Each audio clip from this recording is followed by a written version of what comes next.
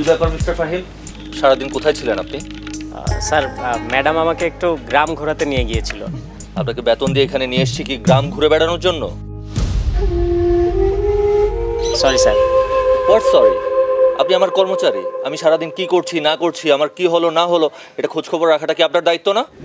জি sir, আমি খুবই দুঃখিত স্যার, এরকম আর হবে না। এটা আপনার দায়িত্ব পালনের নমুনা? আপনি ওর সাথে এভাবে কথা বলছেন কেন? আমার কর্মচারীর সাথে আমি কিভাবে কথা বলবো না বলবো সেটা কি আমার আপনার কাছ থেকে শিখতে হবে? শিক্ষা যে কারো কাছ থেকেই নেওয়া যায়, অন্তত ব্যবহার বা আচরণ নিজের থেকে দরিদ্র বা ছোট কারো কাছ থেকে শিখতে সমস্যা নেই। What nonsense! এখন কি আমার এই 2 টাকার গাইড প্লাস ম্যানেজারের কাছ থেকে বিহেভিয়ার শিখতে হবে? দরকার হলে শিখবেন। ম্যাডাম আপনি থামুন। স্যার আমি খুবই দুঃখিত, এরকম ভুল আমার আর কখনো হবে না। আজব তো, আপনি কেন সরি বলতেছেন? আপনার তো কোনো দোষই নেই, আমি তো আপনাকে জোর করে নিয়ে গেলাম। উনি আমার কর্মচারী, উনি আমার কমান্ড ফলো না করে কি আপনার কমান্ড ফলো করবে? উনি আপনার কর্মচারী হতে পারে, এই জন্য আপনি তাকে কিনে নেন না। ওনার নিজের স্বাধীনতা আছে। Mister Fahim. G sir. You are fired. I don't need you anymore. Sir sir please sir. Don't you understand me? You are fired. Is that clear? আপনি আজই ঢাকা ব্যাক করবেন, আর ব্যাক করার টাইমে নিজের বেতন নিয়ে যাবেন।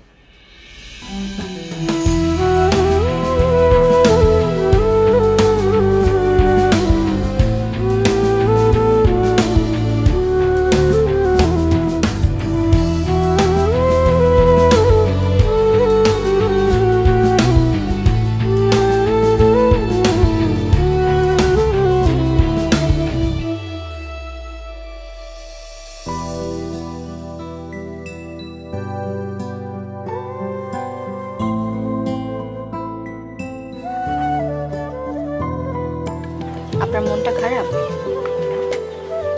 কিছুটা। আমার জন্য আপনাকে অপমানিত হওয়া লাগলো। হ্যাঁ, না না,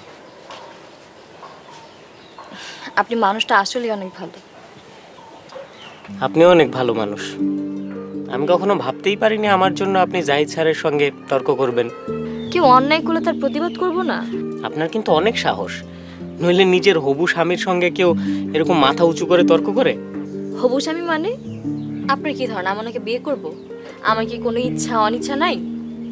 ম্যাডাম বোকামি করবেন না, উনি আমেরিকায় থাকেন, তাছাড়া আবার অনেক টাকার মালিক, গ্রিন কার্ডও আছে। ওনাকে যে বিয়ে করবে তার তো রাজরানীর কপাল। যে মানুষ তার অধীনস্থ কারোর সাথে সুন্দর ভাষায় কথা বলে না, যার আচরণ এত ছোট লোকের মতো, সে যদি বাচ্চা হয়ে থাকে না, তাহলে তাকে বিয়ে করার আগে অন্তত 100 বার ভাবা উচিত। এরকম পাত্র কিন্তু সবসময় পাবেন না।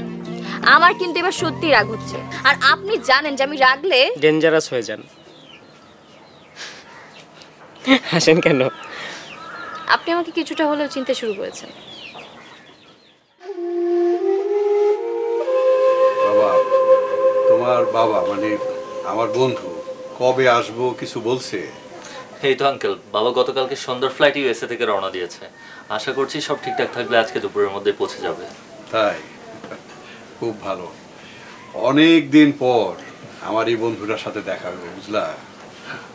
বাবা, তুমি কি ফাহিম সাহেবকে দেখেছো? না তো। ফাহিম সাহেব চলে গেছেন, আমি ওনাকে চলে যেতে বলেছি। কি? উনি আমাকে না বলে চলে গেল? শিলা, একটু শুনবেন? আপনার সাথে আমার একটু কথা আছে। জি বলুন। আমার বাবা আজকে দুপুরে আপনাদের বাড়িতে আসছে, আর আমার আপনাকে মোটামুটি পছন্দ হয়েছে। আমি চাচ্ছিলাম আপনার যদি কোনো আপত্তি না থাকে তাহলে আপনার বাবা মায়ের উপস্থিতিতে আমাদের এনগেজমেন্টের কাজটা আজকে সেরে ফেলতে। আলহামদুলিল্লাহ, এটা তো অনেক খুশির সংবাদ।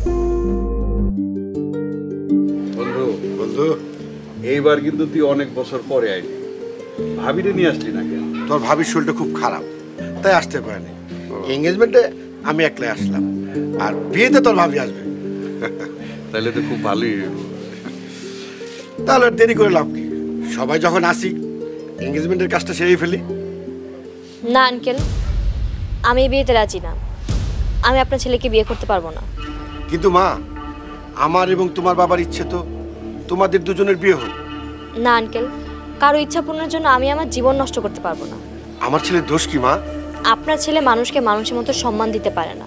আমি আমার ছেলেকে সৎ এবং যোগ্য মানুষ হিসেবে গড়ে তুলেছি। মা, আমার ছেলে কাউকে অপমান করবে বা কাউকে ছোট করে কথা বলবে, এটা আমার বিশ্বাস হচ্ছে না। হ্যাঁ আঙ্কেল, এই কয়দিন আপনার ছেলে জাহিদের যে আচরণ আমি দেখেছি, এরপরে কোনোভাবে তার সাথে সারা জীবন পার করা আমার জন্য সম্ভব না। আমার ছেলে জাহিদ? মা, তোমার কথার আগামাথা আমি কিছুই বুঝতে পারছি না। আমি বলছি বাবা, সমস্ত বিষয় আমি তোমাকে খুব ভালো করে বুঝিয়ে দিচ্ছি। আপনি আপনি ঢাকা চলে গিয়েছিলেন? হ্যাঁ, বাবাকে এয়ারপোর্ট থেকে রিসিভ করে আপনাদের বাড়িতে নিয়ে আসতে গিয়েছিলাম। বাবা? আমি আপনার বাবার বন্ধুর ছেলে। তাহলে উনি কে?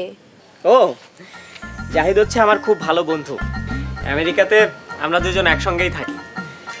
দেশের পাত্রী দেখার খবর শুনে ও আমার সঙ্গে আসতে চাইলো। বন্ধুকে ছেড়ে কি করে আসি, তাই ওকেও সঙ্গে করে নিয়ে এলাম।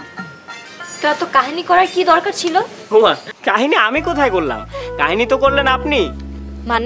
মানে আপনি যখন আমাকে যাচাই বাছাই করার জন্য পরীক্ষার আয়োজন করলেন, তখন আমি ভাবলাম আমিও তো আপনাকে যাচাই বাছাই করে দেখতে পারি। আমারও তো আপনাকে যাচাই করার অধিকার আছে, তাই না? তাই বলে আপনি নিজের বন্ধুকে পাত্র সাজিয়ে আনবেন? প্রশ্নপত্র ফাঁস হলে তো যে কেউ পাশ করতে পারে, তাই ভাবলাম পরীক্ষার আগে প্রশ্নের সেটটা একটু পাল্টে দিয়ে দেখি। আর আপনি তো ভাবলেন আপনার প্ল্যান অনুযায়ী সবকিছু হচ্ছে, তাই আমিও আমার প্ল্যান বদলে ফেললাম। কি? আমার সাথে এত বড় চালাকি? একটু চালাকি না করলে তো আপনার ভেতরে মানুষটাকে চিনতে পারতাম না। আমার আপনাকে পছন্দ হয়নি, আমি আপনাকে বিয়ে করব না। এই যে শুনছেন? আমি একটু আসছি। এই যে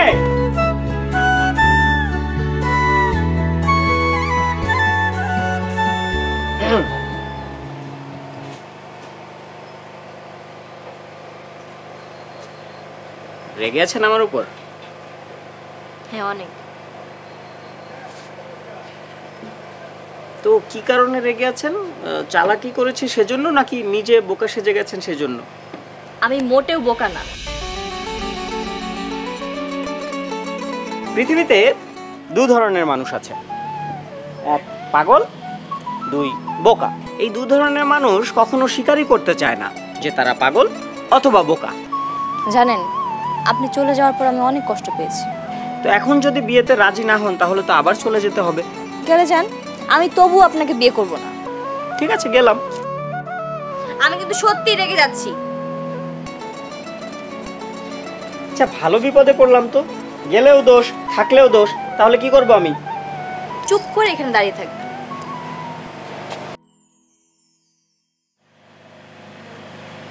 আচ্ছা, এটা কি আমার শাস্তি? হ্যাঁ, শাস্তি। আচ্ছা, এইভাবে চুপচাপ দাঁড়িয়ে থাকা যায়? তাহলে কাছে আসেন, কথা দেন, আর কখনো আমাকে ছেড়ে কোথাও যাবেন না। কথা দিলাম, আর কখনো আপনাকে ছেড়ে যাব না। দেখেন, আকাশের চাঁদটা অনেক সুন্দর না? আমার পাশে দাঁড়িয়ে থাকা এই চাঁদের চেয়ে বেশি সুন্দর না। আপনি মানুষটা না আসলেই ভালো না। সেটা অবশ্য আমি জানি আমি ভালো না। কি আসলে? ভালো বলে